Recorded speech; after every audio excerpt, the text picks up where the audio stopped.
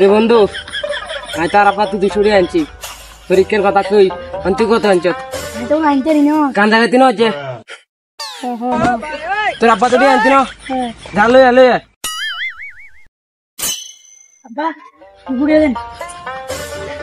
আব্বার কাছে তো 200 টাকা আছে এডি আব্বার কাম লাগবে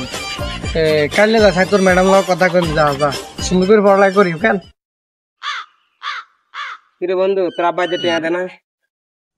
বুঝলে কি কামে লাগবে বলে কামে লাগবে আমরা দুইজন আছে মিলি জুলি বন্ধু আরে কে রে দেখে চিনি না ওরা আরে কাছে তো বুম ভাই রেসিপি